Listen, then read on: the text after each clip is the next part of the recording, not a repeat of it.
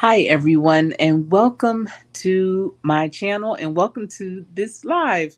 This is definitely a spontaneous live, and I just wanted to come on here and talk to you about the digital worker and what does that mean.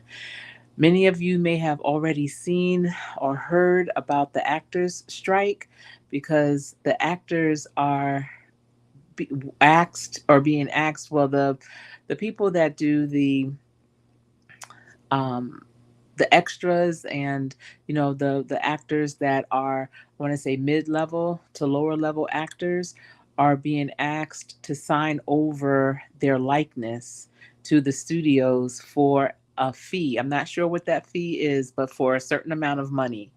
And with that, they basically will lose the rights to their likeness and the studios can use it for whatever they need to. Good evening, Brown Gal Peace Lounge. How are you doing this evening? I hope you're doing well. I am just on here. I to um, decided to come live and just talk about the digital worker. You know, this is something that I always do presentations on. I coach individuals that are in different industries about, and this is something that a lot of people really aren't taking that seriously because it hasn't really hit home. And it's not sometimes until it does hit home that people will then try and take action. And I always say it's better to be proactive than reactive. So the time to take action is right now to upskill and reskill yourself. I'm glad that you're doing great. I'm glad. How's everything where you are? Are you enjoying your summer so far? The summer is going by so fast. Oh my goodness. It was so hot today in Charlotte. It was like a very sticky, muggy kind of hot. And there was a haze. And I think someone was saying that it's still some effects from the fires in Canada. And I don't know, it just felt the air quality really felt really bad. And um, is concerning, especially for people with allergies. For some odd reason, when people move to Charlotte, they tend to get a lot of allergies. And so, they're being really affected. But I do know, this is the time of year that it's supposed to be hot. So I'm just enjoying this weather, but it does make it challenging to do more things outdoors. Thank you. I'm glad. Thank you so much. I'm glad that you are enjoying your summer and that you look forward to my lives.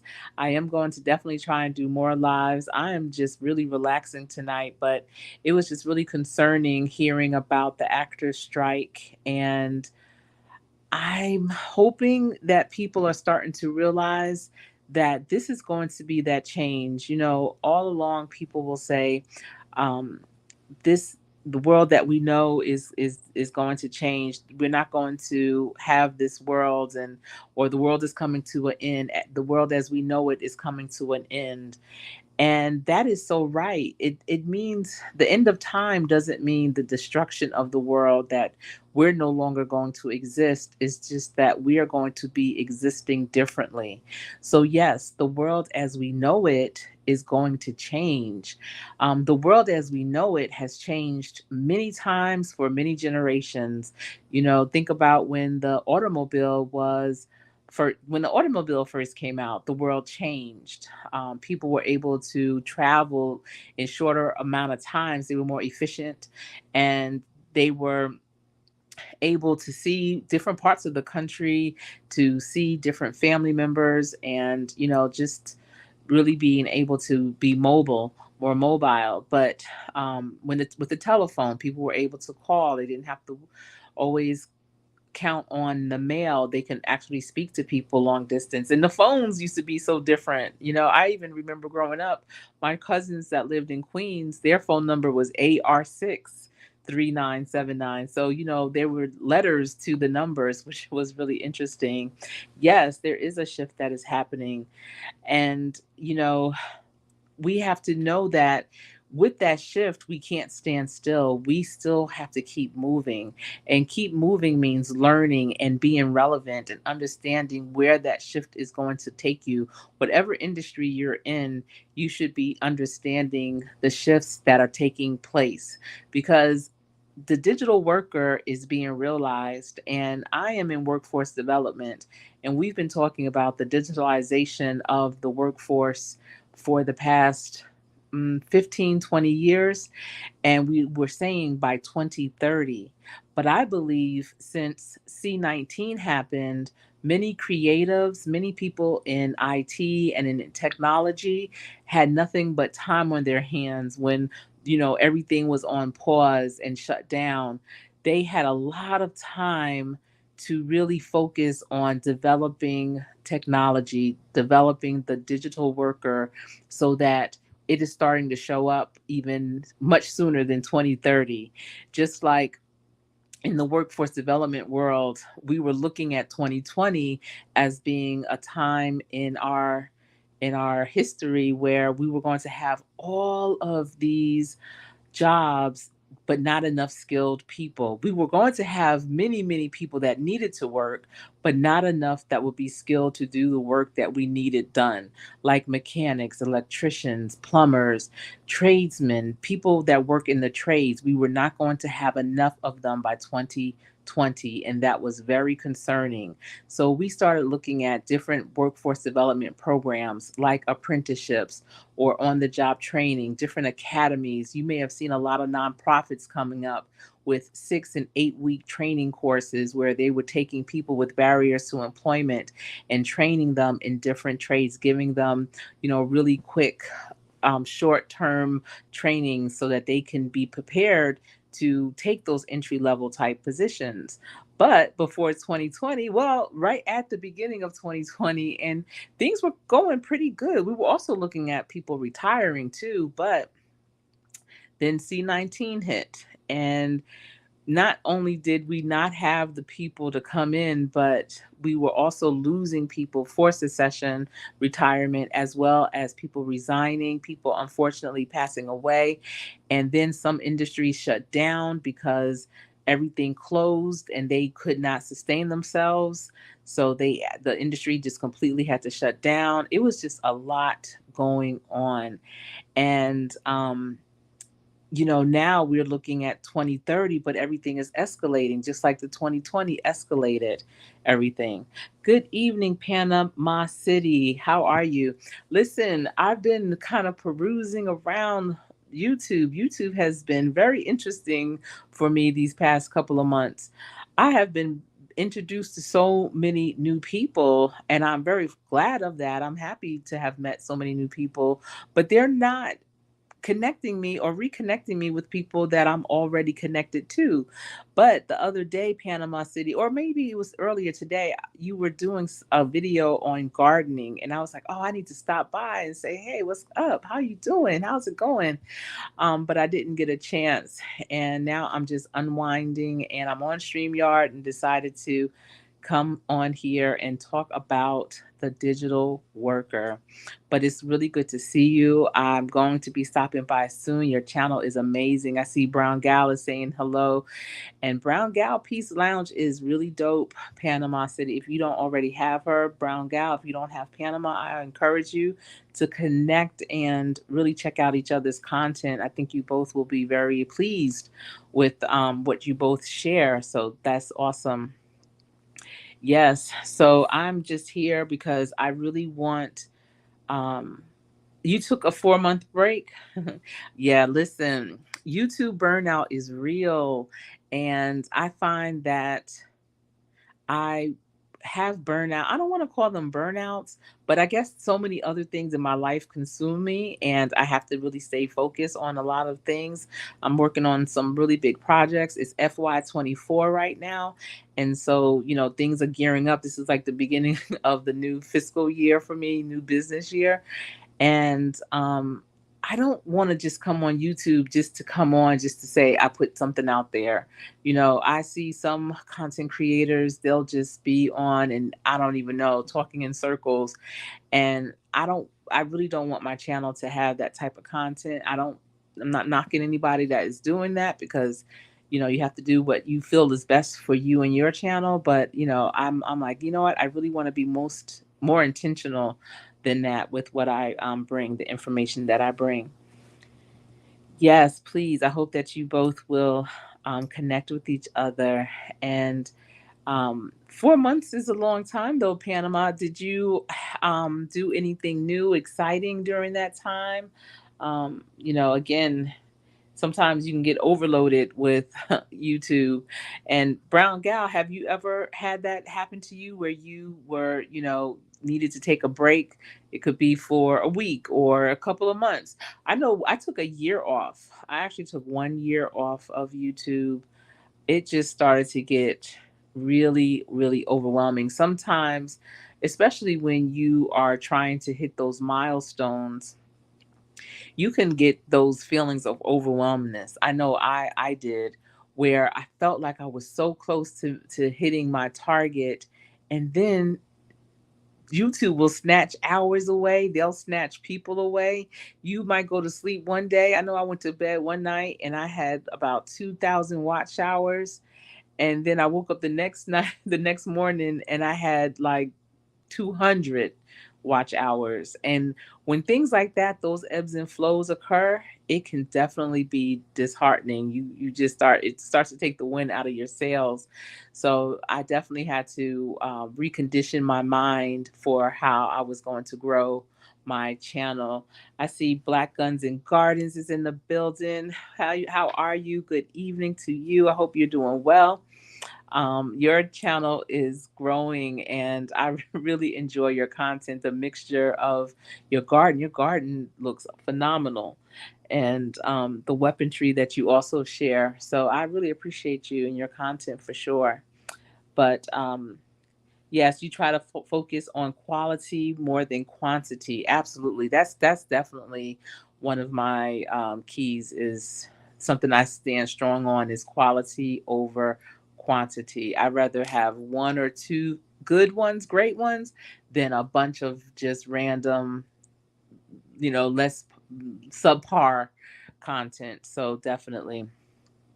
I see that everyone is speaking. That is so cool. Thank you all for being here. This is an impromptu live, but I was looking at some coverage on AI and with the actors. And I know one of my daughters was like, we need to cancel our Netflix subscription because of the writers' strike and what's going on in Hollywood. And it's really going to change a lot of things. I mean, I don't know how productive the strike is going to be for them, because people are so creative now and they're able to just reimagine things where they might just say, well, okay, they're not going to be here, then we'll figure something else out instead. And I really hope that a lot of those actors are trying to reskill and upskill themselves to understand how AI works, because maybe they'll have to do something more behind the scenes and they need to go back maybe to get some certifications or do some shadowing and connect with people that are already doing that work so that they can get into that space. Yeah, absolutely. Black Guns and Gardens, definitely. I'm glad to see you. I hope that everyone is being safe this summer.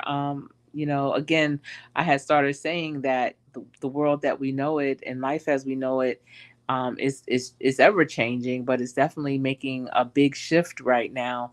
And our shifts that we do as a society is not like a shift. Oh, this changed so much and not everyone is comfortable, so let's go back to the old ways.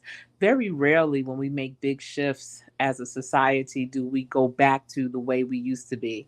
And in real life, being off balance and those types of changes is actually good. That's when more growth occurs. But you have to be willing to understand that that's really what's going on and be okay with that. And again, be open and willing to pivot if you need to, for sure. Um, yeah, I see that you all are saying hi. That's so cool. Yeah, and so this whole AI and the digital worker and just reimagining the workforce is really something else. I mean, I've been to 2 restaurants this year so far that I had my food delivered by a robot. The first time, I actually did a video short on it, and it was at a really nice restaurant in Atlanta called Pascal's, and it was 6 of us at dinner. Wonderful. It was a soul food restaurant, beautiful. It was in an old warehouse, brick walls and great ambiance, high ceilings, beautiful. And, typically, if you are at a restaurant and it's several people, they usually have 2 or 3 wait staff to bring everyone's food out so that everyone can get their food be served around the same time. And so with this restaurant, it was a robot and it had several shelves, it had a face, it had eyes, and it came with the waitress that took our order because she divvied our plates up. She handed them out. The robot wasn't capable of doing that. However, I noticed that restaurant was filled with parties, large parties of people, large groups of people, and the robot, I don't know who was programming it in the back, but it knew exactly what table to go to, and it would just accompany the wait person. So I'm looking at that and I'm thinking, they don't need, if they had, say if they had 5 waiters working in that restaurant at one time before, they only needed 2, and I think I only saw 2, maybe 3 waiters in that entire restaurant, and it was filled. And then, so that was a really nice upscale. It was a standalone restaurant. It wasn't a franchise or anything like that. But then I was going to Connecticut, and we stopped in Alexandria, Virginia, and at a Denny's. Denny's are far and few in between. They're actually closing a lot of them. I know they had one not too far from me here in North Carolina, and they closed it. And it was in a really busy, well populated area. So I was shocked at that. But I hadn't even been to that one in years. So how shocked could I be? I wasn't supporting it, but I was assuming someone was. But at any rate, yeah, it's like the Jetsons. They predicted it for sure. Those spaceships that they drove around in, we're not far from that. Think about all of the cars, the electric cars, and cars that can drive on their own, and all that, park on their own. So we were at the Denny's, and we ordered our food, and then after a while, I heard music, and it was the same robot, not the same robot, but the same type of robot that was in Atlanta delivering our food. And this one, when it went to the tables, it played music. So you heard it coming. And I was just like, look at this. This is something else. And so, that's the beginning of it all. I know walking around here in Charlotte, I think I have a short video on it as well. They have these pink boxes on wheels, and they have eyes. Some of them even have lashes. Some of them have lashes. And they decorate them according to the holiday. So for Christmas, they put lights on it, and what's it called? The stencil stuff or whatever that you would decorate a tree with. For Valentine's, I remember they had one of them I had seen had a whole bunch of hearts on it and everything. And it's just this box. It has a long metal rod on the back. And initially, when I first saw it, I was thinking somebody must be nearby with a remote control directing it of where to go, but I've never seen anyone anywhere near it. And it's basically delivering food to businesses and to apartments and homes and such. I see it in uptown area, like downtown, uptown area.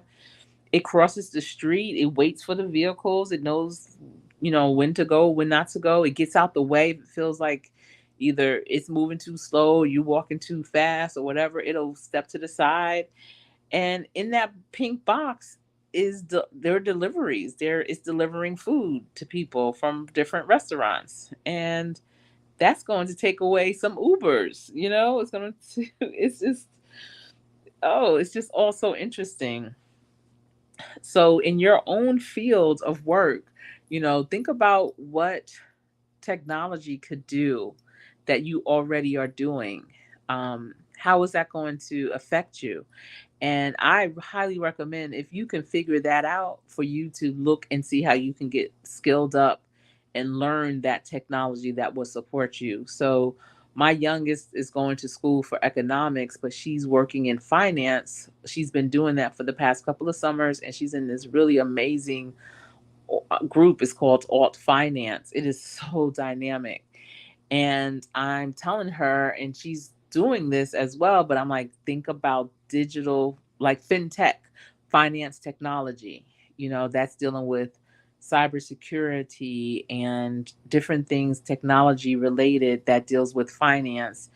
And so that you can stay relevant, so when you graduate, even though you have really great internship experience and you are building up your social capital, you'll also be skilled in something that is going to be yet to come, so that you can be a contributor when they introduce it, if you're working for a firm that's just getting into that, or a firm that is in that, and you will be able to still yet again contribute information because you're learning it or have just learned it.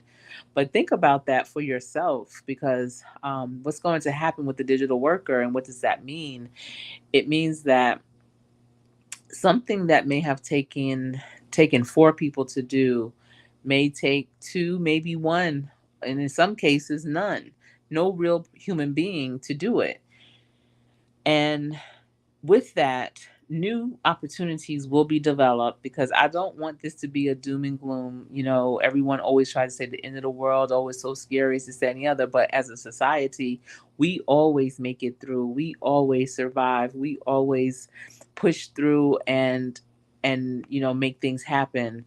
So, in this time, it's important to be aware. It's important to understand what you don't know, if that's even possible. Think beyond, and really focus on what's to come, because that's how you're going to be prepared. So if you do have to pivot, you can pivot into another arena, or you could be that valuable person where you're at and already understand what's coming, and you are preparing for that as well. So it's just really interesting how we tend to forget all the new things that have come up. I mean, back in the day, the typewriter was the cat's meow. We had the typewriter for decades. And then here comes the computer.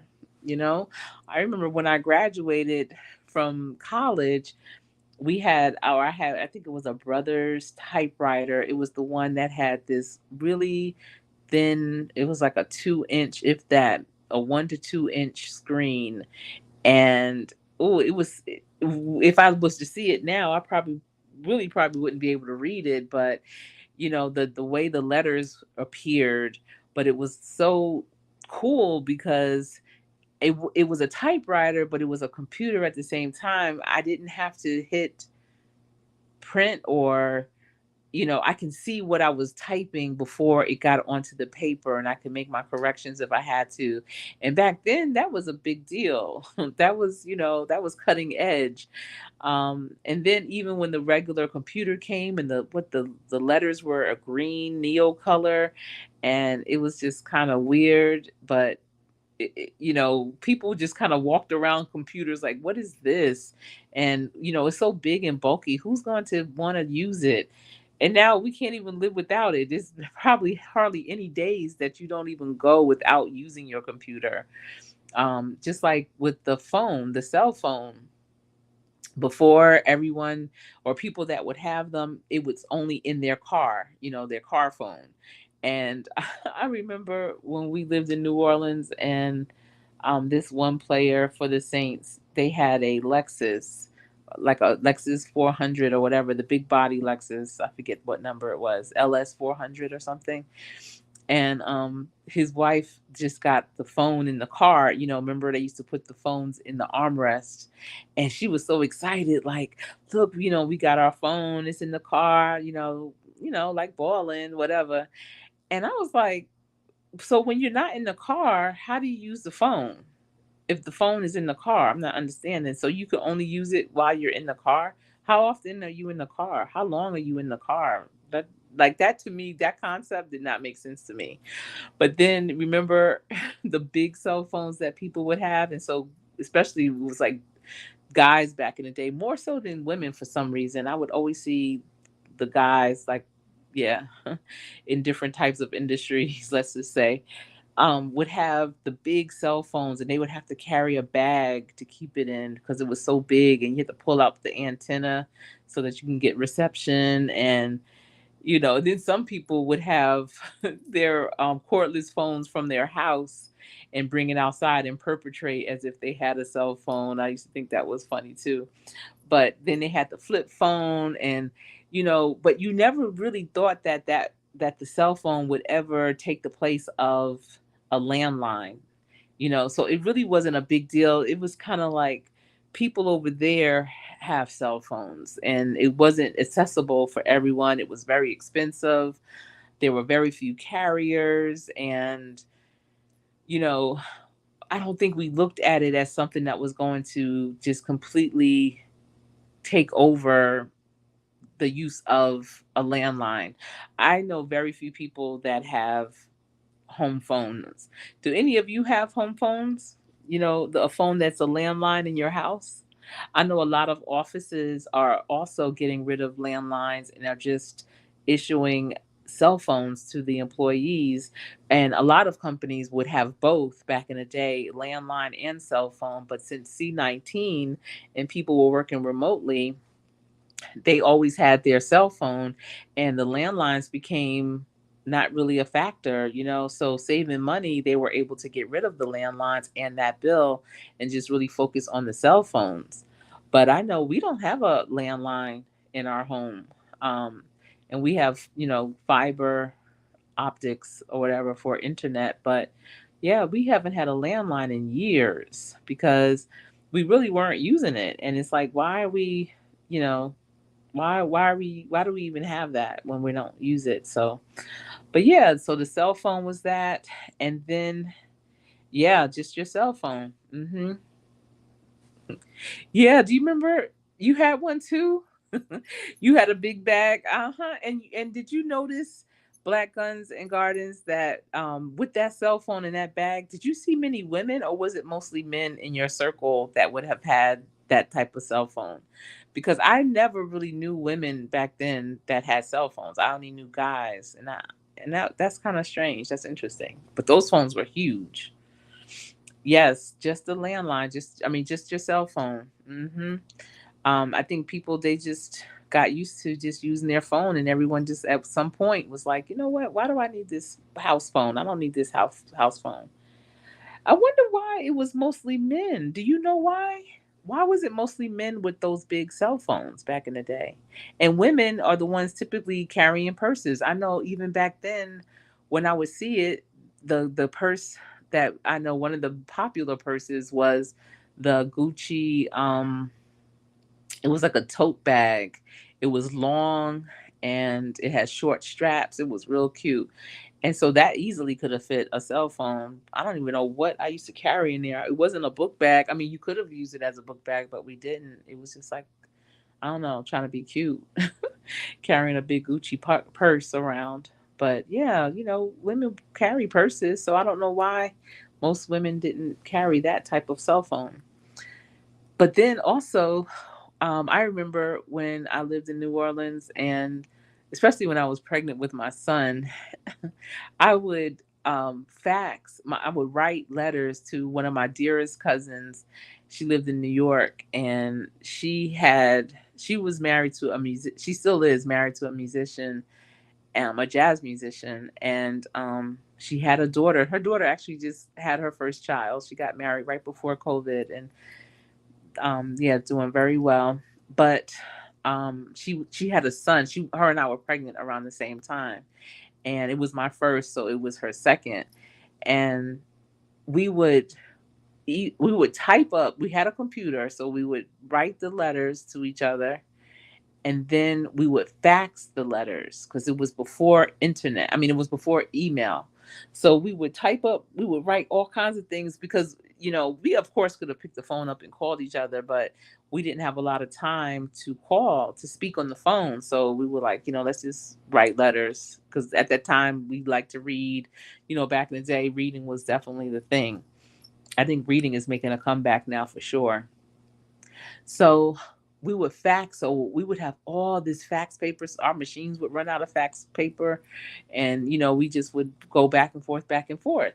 And then one day, she said, "You know what? They have this thing. It's called AOL, and it's a we can write letters to each other on the computer." And I was like, "What? What are you talking about? That doesn't even sound right." Like, what? And she said, "Yeah, you have to go to a store and get the disc for it, and then we can email. It's called email. We can email back and forth." When I tell you that was the most foreign thing I had ever heard of, I could not even wrap my head around it, and I was like fighting her about it. Like, nope, I'm not going to do it. There's nothing wrong with faxing. That's reliable. I don't know, like, how are you going to get? I could not understand how she was going to get the email. Do you all remember when you first got your first email? Do you remember that? Hi, Rudy, with autism. Nice to see you. Thanks for coming in. Yep, it's 10:16 here. I'm on Eastern Standard Time. Looks like, yeah. Yeah, look how far we've come. I mean, I I was kicking and screaming with the email. I was like, I don't know, that doesn't sound cool. And then I started seeing the AOL packets. Do you remember that? You go to the store, and it depends if you're a certain age, but you would see in the stores just random. At first, I think you may have had to buy it, and then I think after a while they were free. But it was like how you would connect to the internet, and you would have to use that whole disk and all that to get onto the internet. But that's what that's how I got my first AOL account. And then we started emailing each other letters back and forth, and that was the best. I loved it so much. I was like, this is so much better than fax. It's less paper, and it's a place where we can keep it. We don't have to worry about losing the pages or anything like that. And so that's kind of how we started to communicate. Then fast forward a little bit further, and Facebook started. And I told her, I said, you know what? You need to get on this thing. It's called Facebook, and we can also share pictures. So as our families are growing, we're doing things, we can see what each other are doing. And that's even better than the email. And she didn't want to do it. She went kicking and screaming. She was like, I don't like the way that sounds. That sounds weird. I don't want to do it. And then finally one day she decided to try it. And I don't go on Facebook as much, but she is definitely a Facebook queen right now. So it's just amazing how in the beginning we are so hesitant and don't really want to try new things. Just like texting, it took me quite a while to start texting. And when my mother was ill and I was caring for her, that was the best form of communication for me. I was able to write out any kind of feelings or what was going on and update everyone at one time. And to me, that was so, so helpful. And that was back in '09, 2010. And yeah, we've come a long way with technology, and all of those things are technology based. And since then it's even come even that much further. I remember when they was first introducing computers, and you had to learn the whole coding, the HTML and all that, and all those letters, symbols, numbers. And oh, it was just so confusing. I was like, listen, my brain does not function like that. And now you don't even have to learn all of that because things are so advanced until it's basically already structured and set up for you. Even with the websites, it used to be so challenging doing a WordPress website. And now they have Wix and all these other places that make it so much easier. Yes, you were resistant to texting, right? Oh my goodness, that is funny. It's this crazy how we are just so stuck in our ways and can't see the value of doing things differently sometimes. And then once we get it, we got it and we're good. and we can keep it moving. And that's why, when I'm looking at this strike, it's not like a strike. Well, it is for more money as well, because I know the thing they're saying is, um where was the gaming at? I'm sorry, we don't have gaming here, not tonight. But I do check out gaming channels for sure, because those are fun. But thanks for stopping by. I appreciate that. Flipping cheeseburger. Thank you. Um, when what was I saying? I lost my train of thought. He was asking about where it was gaming.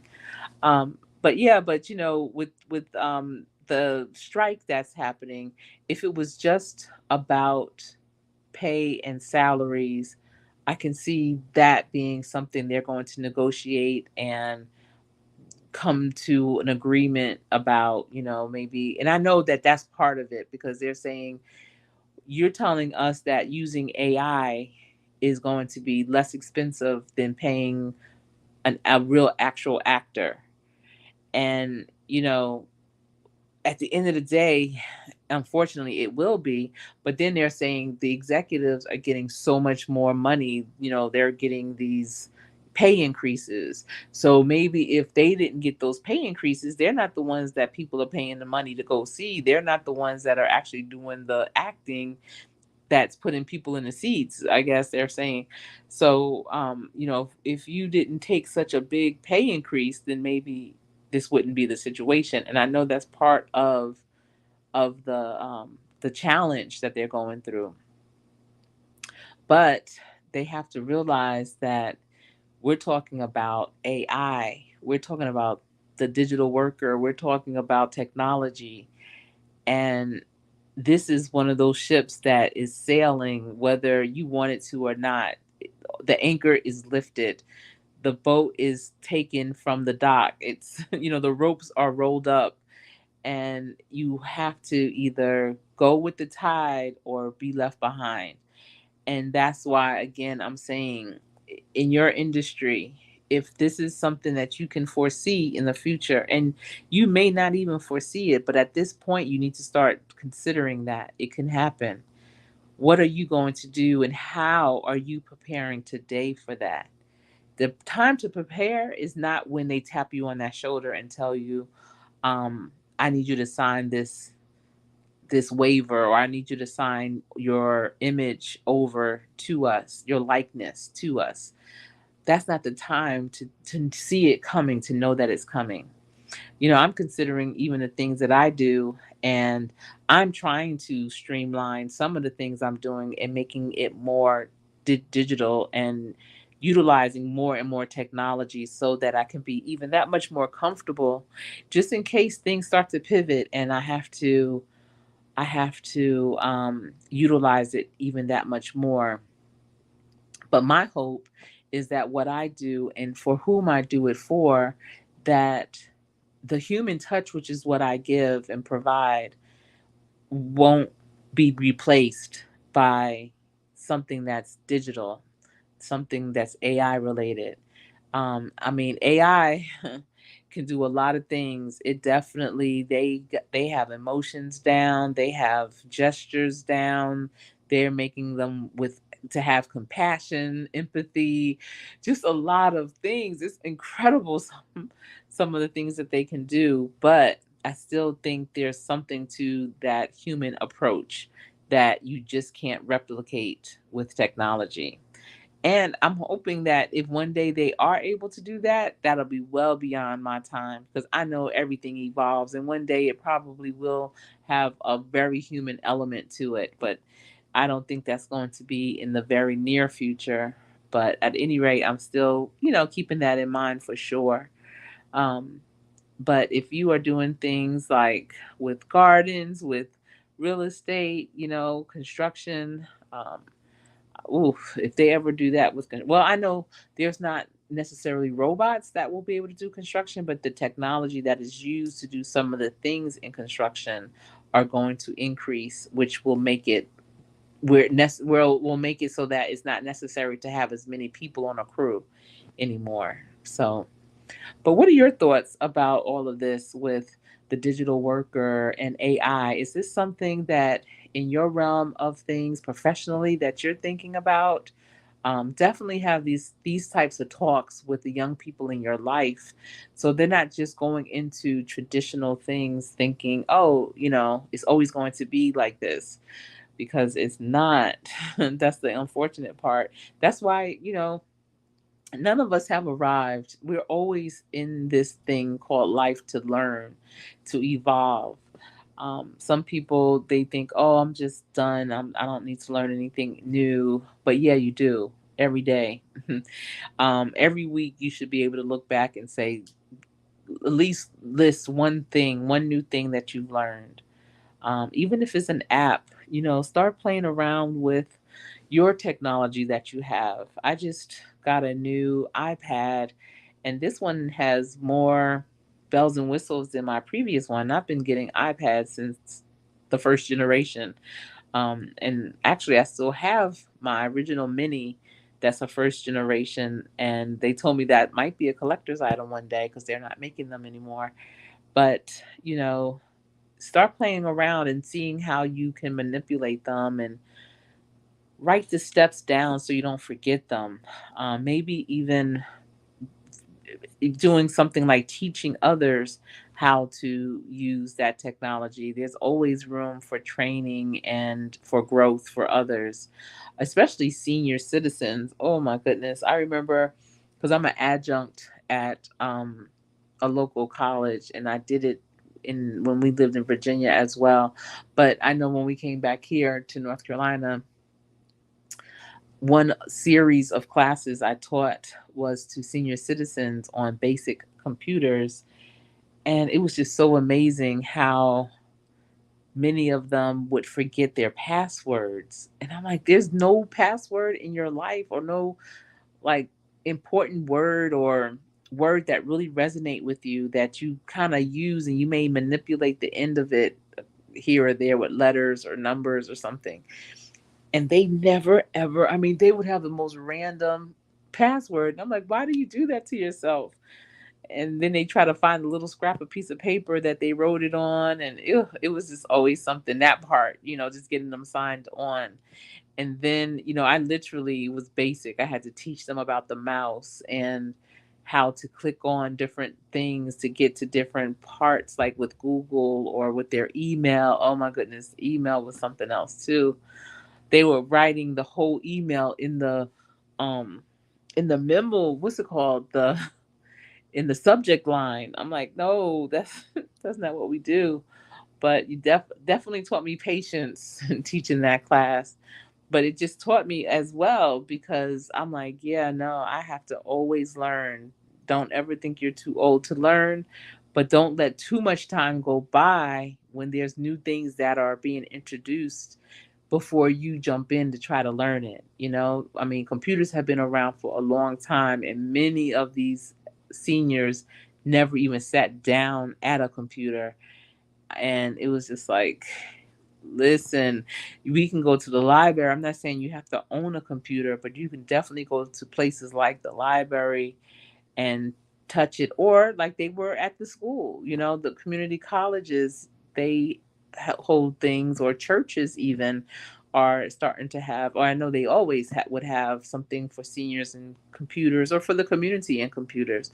But whatever it is, especially now with technology, with AI, with digital things, if there's a class that you can take, definitely try and participate so that you can always remain relevant. Hi, Zero, the Infinite Renewed. Great to see you. Thanks for coming into this live this evening. I hope you're doing well. And we're just talking about, what does the digital worker mean? And I'm hoping that the information that I shared with you all in this live has given you some more insight on that digital worker for you to consider for yourself, as well as helping those in your circle to consider it as well. Because you know, we're going to come to a time where it's going to have to be all hands on deck. And what ends up happening is people stay in their box, and they don't see a way out. All they can see is where they're at, just right in front of them. And they need to look all around so that those other opportunities, those next opportunities, they will be able to take advantage of them. Now is the time to seize the moment. It's about being innovative, it's about being creative, and it's about taking initiative. Those invitations are not going to come. No one's going to knock on your door and say, "Hey, what do you have to offer?" You have to step out and know what you have to offer and be strong with it and be that contributor. But again, to be that contributor, you have to know what's going on and you have to be forward thinking. And in this day and age, that forward thinking is going to include technology. You, right now, it's not the time to go kicking and screaming, talking about, this is not going to last. We look at the electric cars, and some people think they are not going to last.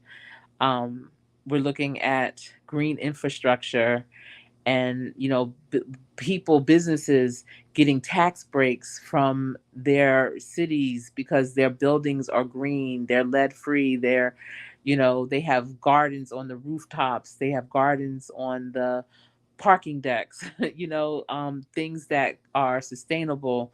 All those things, none of that is going away, is only going to increase. Yes. Right. Black guns and gardens.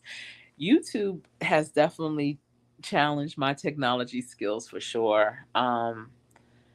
Especially going live and dealing with StreamYard or going into the back office. There's these little nuances with YouTube.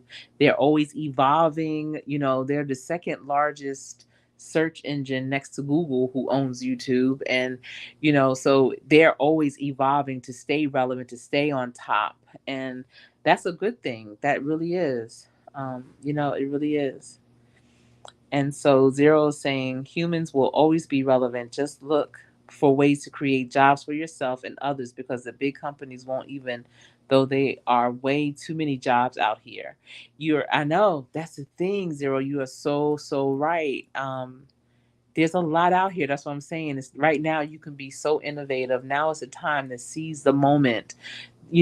I believe at the turn of every century, and we're still in the turn of the 21st century, basically.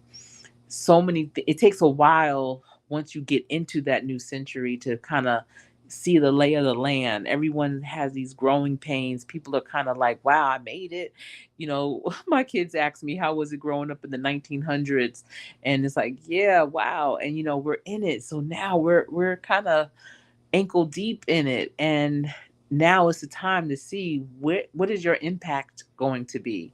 What are you going to do? The big bang, the big companies aren't going to do it for us. We have to do it for ourselves in many cases, for sure. Yes, and edit for sure, Brown Gal, editing. But you do a phenomenal job with your editing. You really do. I really enjoy, how your tone and your voice volume is very even and soothing. And so you must have a really good microphone. And then the images that you have and the words.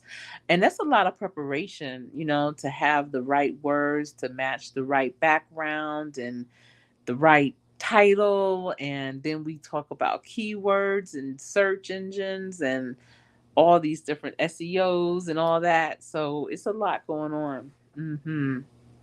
But it might sound great for businesses to have digital workers, but machines malfunction, and some malfunctions can cost a lot of money.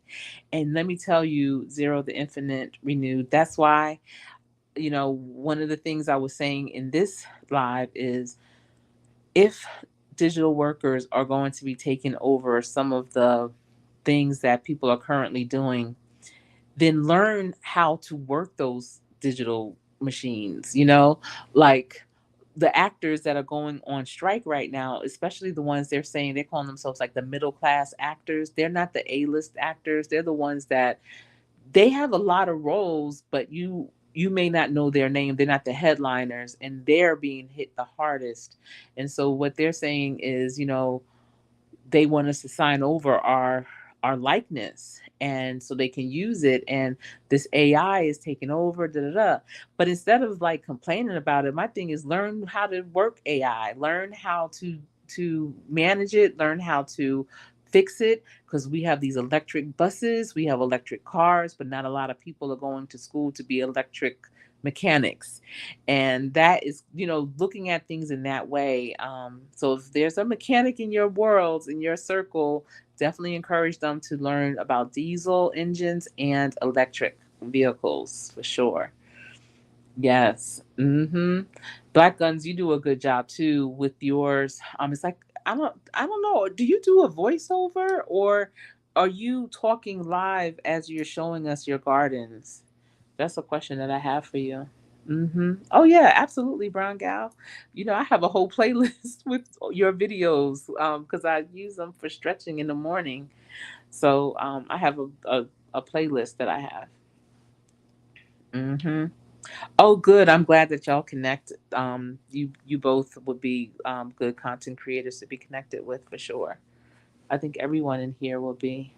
But with AI, are a new species that will either need to be guided, or they're gonna rebel to find their own answers. And you know what?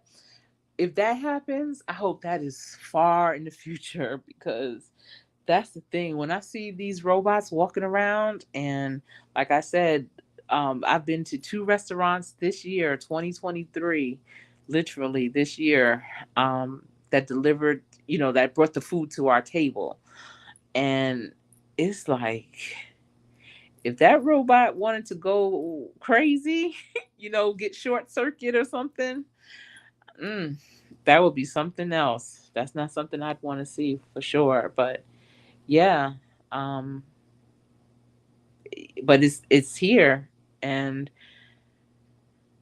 the technology wizards or geeks or whatever you want to call them, they've been working diligently trying to get the kinks out and troubleshoot after troubleshoot. And during C-19, that was a perfect time for them to really troubleshoot and figure it out, because it wasn't a lot of people around, and they were able to do a lot with that, with the AI. hmm Yes. hmm Yeah, this it's good people, for sure. Brown Gal, Black Guns. And every year I keep saying I'm gonna start a little garden. I grew up with gardens. My parents had gardens in the backyard, and then we would go to the beach on the weekends. Like on it was actually, it was a beach, but it was a man-made lake, and it was called Darlington Lake in Paramus, New Jersey. And my parents got a plot of land up there that they would, I guess, like rent or something. And they they would take us to the beach, but then on the way home we would have to go to the garden and tend to it. We would have to, weed it and pick out the fruits and such that was planted. And oh my goodness, it was like that was our payback for sure. But it all paid off. My mother was a phenomenal cook. Everything was from scratch. And I just know the value of gardens. Growing up, going down to Virginia where my father's from, everyone had a garden. I had a cousin. I don't know if y'all have this in your family, where you will have first cousins that are the same age as your parents, because your parents may be one of 10 or 12 or 15 or whatever. And so, ages start to kind of overlap a little bit. Well, I had this cousin, and his name was Arthur Lee. And he had the biggest garden in his backyard. It was a farm, really. And he would work that garden sun up to sundown. Every day he would tend to that garden. It was beautiful. He had amazing fruits and vegetables in it. And even now, my dad has two really, really good apple trees. He and my mom, when my mother was alive, my parents, they retired down in Virginia, and bought a house, and planted two apple trees in their backyard. And now it's harvesting like crazy. It's really good. hmm Oh, okay, so you're live, no voiceovers. All right, that's cool. What was the easiest thing this year, this season, did you find um, to plant and grow? You know, that's the thing. I would love to really have lettuce and spinach, things that I eat almost every day. I could just imagine being able to go and just pluck it. And I just concerned about all the animals that we have around here, and them coming up and getting to it before us. We used to always try and grow strawberries. My mother would plant strawberries along. We had this white, what's it kind of like a um, we had a patio. It was a stone patio, and so we had a white kind of like a. It wasn't a fence. It was a wall, but it had holes in it, like a fence, kind of. And it had a flower bed around it, and she would plant strawberries. Once in a blue moon, we'd get some strawberries, but oftentimes there would be some kind of animal that would get them before us. Yeah, yeah, it was pretty cool. And then I remember growing up and going down to Virginia, and we would stay with my great aunt, and any kind of food, scraps of food, whatever, she'd have us put it in this slop bucket, and it would be all kinds of everything in there. Ugh, all any kind of. We had a. She had a, what's it called, like an apple plum tree. And so all the ones that fell to the ground, we would put in that bucket, because you're not supposed to eat the things that fall on the ground. And she had the Moscato grapes. It's those grapes you really don't want to eat the skin of them. You eat the inside of it, and it's really sweet, and they're big and round. But anything that fell on the ground, we'd put it into that bucket. And when the bucket would get filled about twice a week, we take it to a neighboring farm who was also good friends of my parents. And so it was their mother, which would have been old enough to be my grandmother. She was my great aunt's friend. And they had a whole bunch of pigs. And so we would take the slop buckets and feed the pigs. So that was really interesting. Hmm. So Zero is saying, I was talking about it being an intelligent being looking for answers. I think people should make the effort to understand them, because if you see those movies where the robots, it was usually a half. I'm not sure what you mean by the half, but yeah, I totally agree with you. I think that the humans definitely need to um, make that effort to understand, definitely. And we can't just take them for a here today gone tomorrow, or a one and done. We have to take it seriously and really try to understand what's really going on with that. Definitely. Oh, tomatoes were good. I remember fresh tomatoes. First of all, anything grown in a garden tastes real. I don't know what type of process they put things through in the supermarket for it to not taste real. I even remember in my mother's flower bed in the front of the house, and we lived in the suburbs. She would grow watermelon patch, just have the vine, and we would get watermelons, because it's hard right now to find watermelons with black seeds, and that's not, I'm not understanding that. But I remember tomatoes being so amazing, and you just kind of wipe it off on your shirt or something, and you take a bite, and it was like eating an apple. And I wouldn't dare do that with a store bought tomato that I come bring home and clean. It just does not hit the same at all. Mm-mm. Humans bothering it or trying to destroy it when it just wanted to live free. Oh, I got you. Yeah, yeah. That's what they wanted to do. Mrs. Newton's Big Family Big Noise. Hello to you. How are you doing this evening? So great to see you. I appreciate everyone being in here this evening. Black Guns and Gardens, Brown Gal Peace Lounge, Zero the Infinite Renewed, and now Mrs. Newton's Big Family Big Noise. Thank you for being here for sure. Yes, that's what they are. The muscadines, those grapes. Do you also grow those?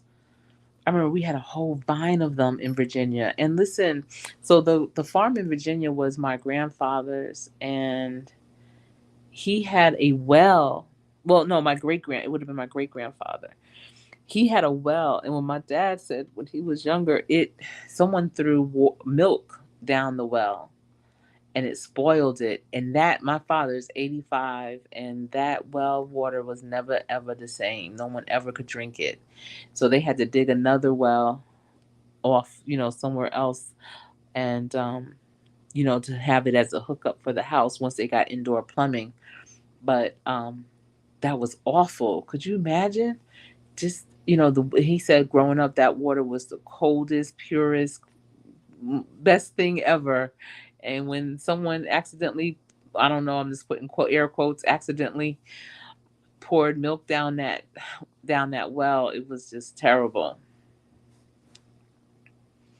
Mm. What was the name of that movie? Do you remember? Okay, everyone is saying hello. Yeah, they are. I'm kind of like a suburban city girl. I grew up like 10 miles, 8 miles from the George Washington Bridge in New York. I grew up in New Jersey. They call where I grew up, they call it the bedroom of New York, of East New York, because we're right across from Harlem and the Bronx. And so growing up, if I was bored, especially as a teenager, I would just go to 125th Street and hang out in front of Harlem, like how you would see in the movies kind of thing. And it was a good time. I had an amazing childhood growing up. But then at the same time, I was a country mouse. We would go to Virginia quite often because my father's people were from there, and I would go for a great part of the summer, throughout the school year when we would have long weekends, and it was good. It was home away from home. It was so much like home until there were people that literally thought I lived there, like I went to school there, because I also would go to a friend, and because I started school the Wednesday after Labor Day, and down south, they would start school before Labor Day. So when I would go for the last couple of weeks of August, they would be back in school. So I would go to school with them. And so people thought I was really there. Like they thought I lived there, which was funny to me. But yeah. Okay. Oh, I believe that. They use see and they have to sterilize them. They have to sterilize them to keep them looking fresh, quote unquote. The color of them, and it just really takes something out of them though. And I know that that's why a lot of things um are going on unnaturally with people health wise that never happened before. That's why I definitely am, I try to go to the farmers market as much as possible. And then we do have a couple of grocery stores here that aren't necessarily a chain store. They're not well known or they're not all over the place, that only sell local growers produce and vegetables. So and I noticed the difference there. And the prices really aren't that much more. But the farmers market, I just wish farmers markets were more accessible. Typically they're just open on Saturdays and only for a certain amount of time. And they're not available all over the place. So I wish they were just more accessible for sure. You grow them? Oh my goodness. How are they doing? The muscadine. I'm sure I'm saying it wrong. Grapes. Do you have a lot? Do you have a big vine of them? How are they? And then where my great grandfather's farm was, there was a Granny Smith apple tree in the middle of a tobacco field because they would lease some of the land to farmers that grew tobacco one year. They might grow cotton another year, whatever. You know how you have to kind of change up what you plant periodically. And this Granny Smith apple tree was right in the middle. And I'm trying to tell you, it had the biggest Granny Smith apples. And my mother would never let me go down to that tree because there was always snakes around. Like they would have to wear really high rubber boots when they would go down to get the apples, but those would be the best fried apples ever. Oh, so good. Now, if you buy Granny Smith apples in the supermarket, and kind of like what Zero was saying, what they put on them is probably taken away from the taste, but you have to put so much sugar on them for them to even, they don't even taste like the apples anymore, as much sugar as you put in them. So, but I love Granny Smith apples. That's how my mother used to make her fried apples in the morning for breakfast. I used to love them. Okay. Huh. Was that video on YouTube, or was it, where was that? Because that's like what the health. I know my husband had my daughters look at it when they were in high school, and ever since then they became vegetarians. They do not eat any kind of meat at all. Um, Yeah, he has a really nice garden, brown gal, very sustainable for sure. But even in New York City, small dwellings, large or small, no matter what, you can start a garden. Listen to me talking like I have one, but you can start one like in flower pots, or people will start them in buckets. They do the bucket garden challenges. Planters, there's all different ways that you can do them in smaller spaces. I know I have a friend in Arizona, and she ordered something online and was able to grow lettuce inside. It was some kind of contraption, and because in Arizona that lettuce would burn up for sure, and so she grew it in the house. I don't know if I'd want to do that because of insects, but that's a possibility. Hmm. Yes, it does hit different. It's amazing, those freshwater springs. You see a plot of land, and if you see any type of moisture, usually it'll be down towards the road where it slopes a little bit. You dig deep enough, you can kind of put a lake. I know we did that as well on land that we have. You see that little stream just a little bit. It's like always kind of moist. If it rains, it never dries up. That means there's an underwater spring there. I know on our honeymoon, we went swimming in this. It was a waterfall, right? But first of all, we had to take a speedboat. It was just my husband and I and this tour guide or whatever. I mean, he was a native. I have to do a whole. I'm gonna do a video on our honeymoon. It was amazing. Um. Okay, it's on YouTube. Okay, I'm gonna have to look that up. Thank you for sharing that. Um, so we were on this speedboat, and it was in the middle of the Grenadines, and he took us to this restaurant that it was just the restaurant in the middle of the ocean, like, or the water. I don't even know.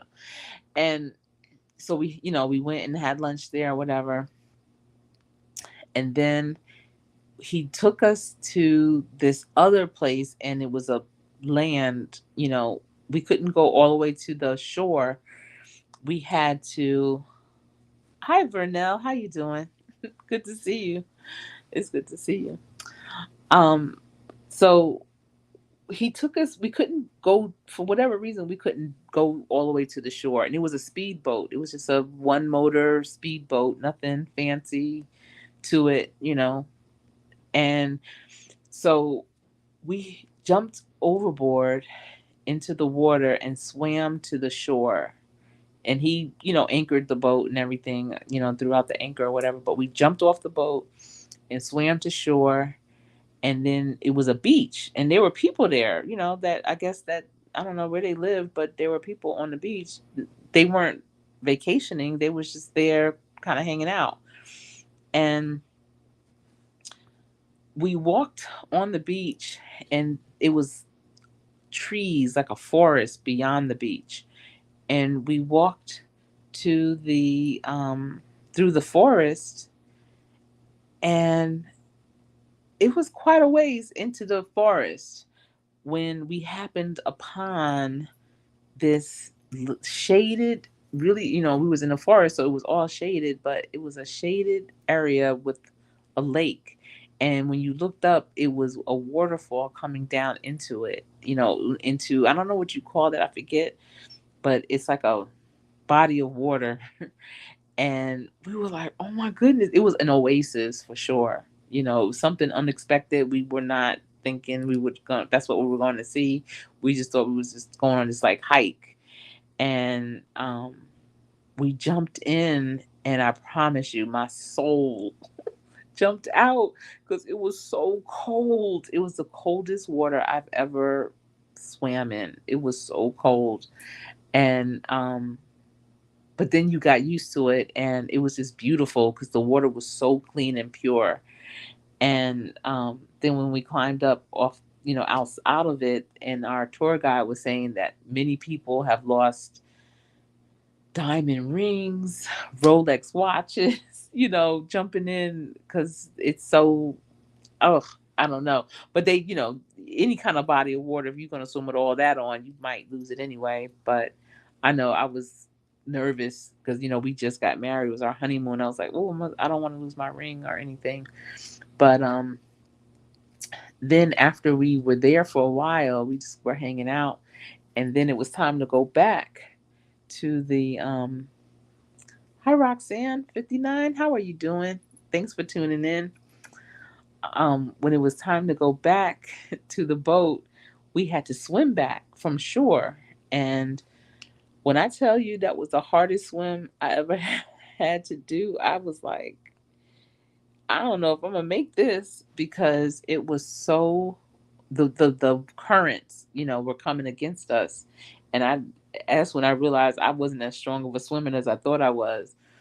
And I just remember when I got to the boat, my husband just had to literally pull me up on the boat like a rag doll. I just couldn't handle it. But that was a great day.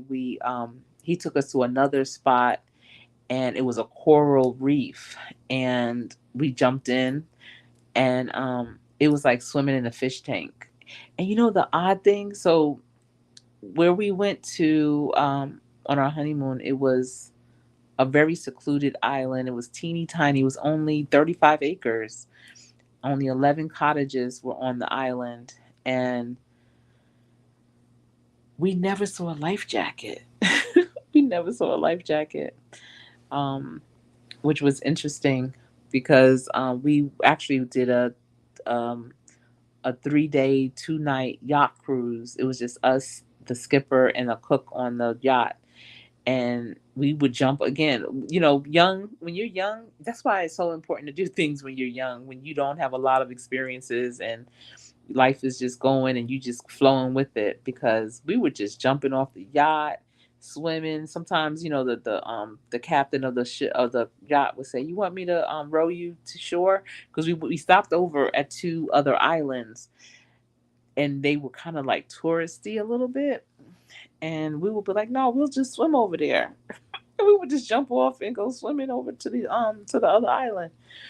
But yeah, that's the kind of things you do when you're young and strong and healthy and all that. That's why I'm like, yeah, for young people, they definitely need to take advantage of all of that.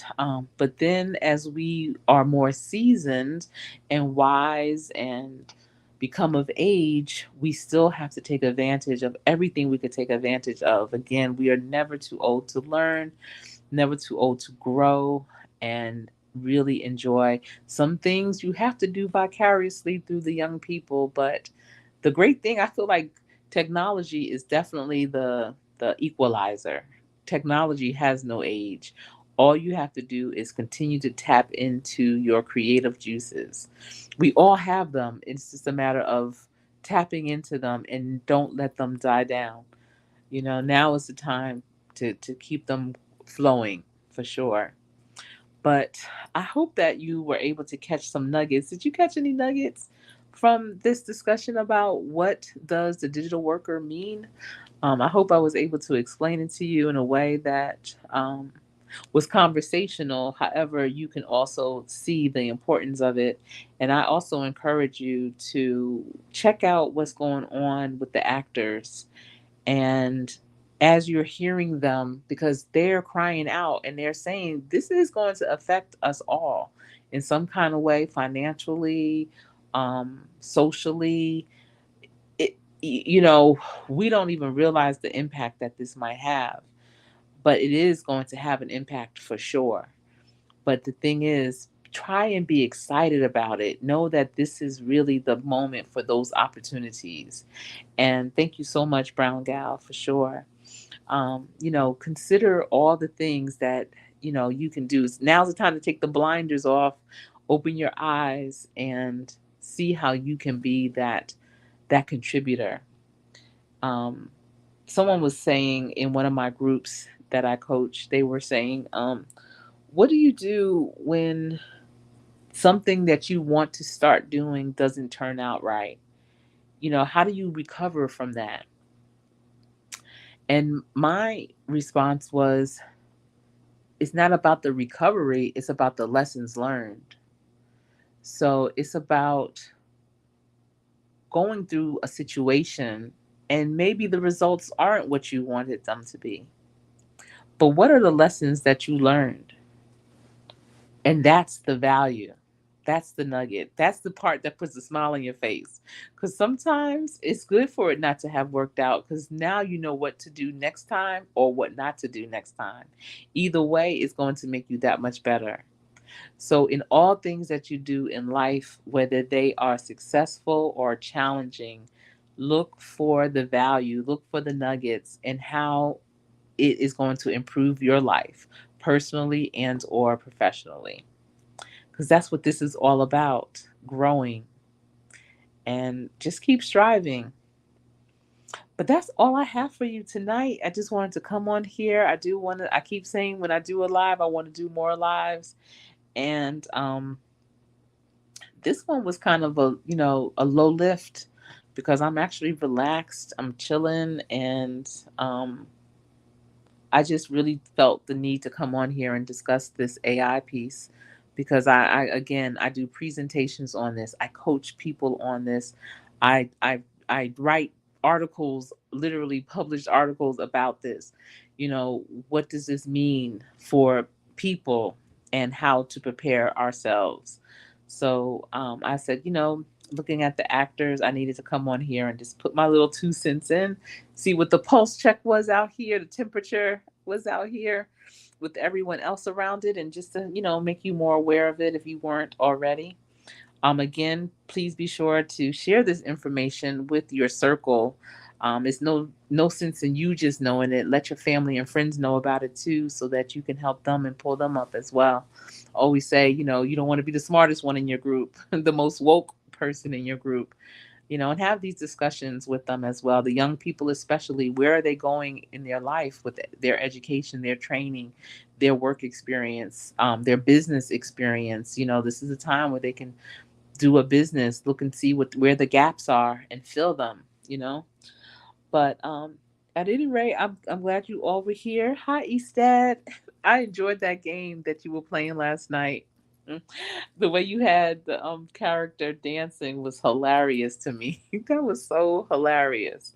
Did they eventually find Jason or not? Or is that just a game of what, cat and mouse that they were playing? But I enjoyed it for sure. But again, everyone in this live are good people. Be sure to say hello to them, connect with them. There's room at the table for all of us. I appreciate each and every one of you that were in this live. I'm glad that I figured, StreamYard out again, where I can put everyone's comments up. So even if people can't see the live stream in the replay, they can definitely see who was in the building. Thank you for joining me, and I will be back soon. I am Coach Sherry, and it's been my pleasure sharing with you this evening. Take care and stay safe, and I'll be talking with you all soon. I'm glad that you caught him. I wish I would have seen that. I'm going to have to go and look at the replay, East Dad.